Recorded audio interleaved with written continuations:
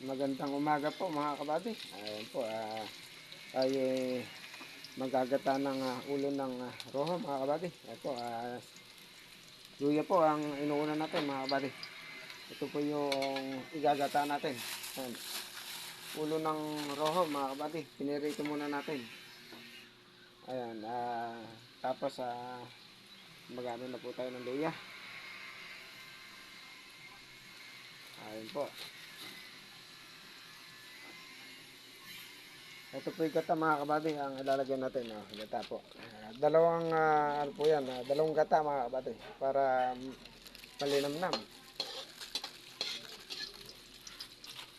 Ayan mga kabady. Ang ulam natin ng mapanangalian. Sasangkot na natin mga kabady.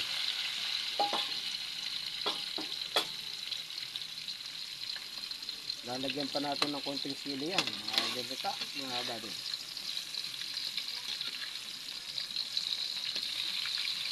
Luya, may ibabaw na luya mga kabady. Para tanggal lang siya.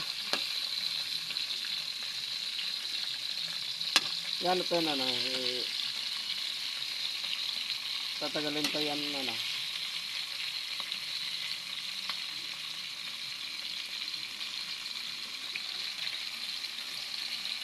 mga kabady na halo-halo. Mamaya maya ilalagyan natin yung napakasarap na gata mga kabady. Yan, napakasarap na gata.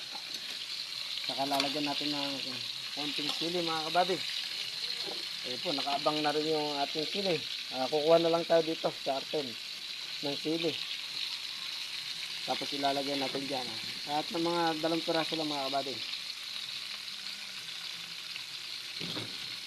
Ayan, putok-putok na mga kabady. Nakalalagyan rin natin ng konting gulay. Ito po mga kabady. Pechay. Para kahit pa paano may gulay ng konti. Okay na, lalagyan ko na to.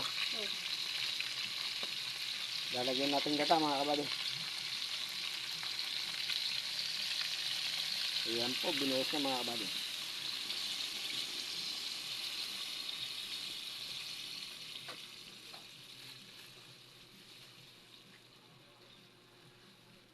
Napakasarap nitong ulam natin ngayon.